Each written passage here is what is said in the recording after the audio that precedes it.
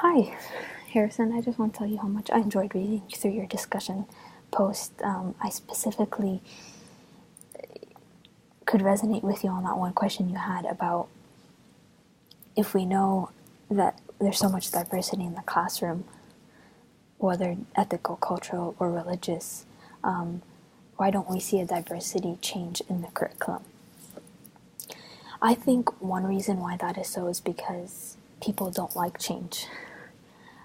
Change is not easy, it's uncomfortable, it brings probably excessive amount of work, or people might call unnecessary work, and I believe that is the biggest problem that we encounter as educators rising in this generation. I think the older generation, they don't like change, and as a result they're the ones that have probably established those curriculums. However, I think this puts a responsibility on us as the millennial generation to bring the change. We are a generation that's been given the title or the label that we like to see change. We want to make a difference in this world. And so I feel if there isn't change in the curriculum right now, what we could do is we do that change in the classroom, work with what we have and change it and tweak it. It just puts responsibility on us to also just push forward and to be that change. Furthermore, going back to your two other questions that you proposed, you said, how can we as educators provide different learning opportunities to educate the classroom on those different backgrounds while also try to accommodate every student diversity?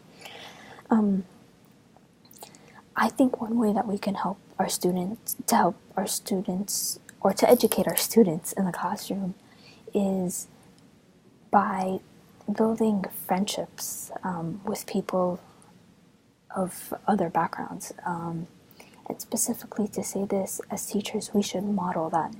When we model that for our students, it helps them carry it out. And I believe one way to do so is by, as I said, through friendships. I remember way back when I was in Jordan,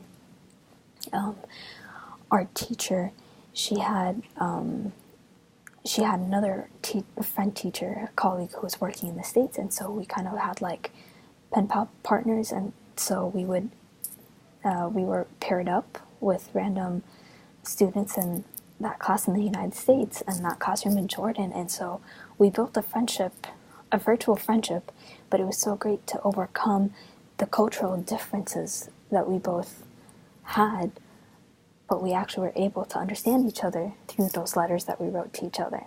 So I think friendships is a solid way to do so. And it could be as simple as you as a teacher bringing in a friend that's completely different than you, culturally different, from a different religious background, from a different ethical background. And so that's what I would say. Going back to your third question, it says, how can we provide a learning atmosphere where, for example, English language learners feel supported and are able to acquire English as a secondary language? I would say one thing, and that is based upon Krashen's hypothesis model, which is the model about how people learn languages. You might have been familiar with it or you've heard about it, and this model consists of 5 different hypotheses, but one hypothesis that really helps provide a learning atmosphere for English language learners is providing a safe environment. There's something called the affective filter. That's the hypothesis that he said. He says when students are anxious, they don't learn. And so if we provide a safe environment, one that's welcoming, accepting, then we can help build that trust with the student and with the peers, and therefore they'll be able to learn. So these were my ideas. I hope they were beneficial, and thank you for sharing.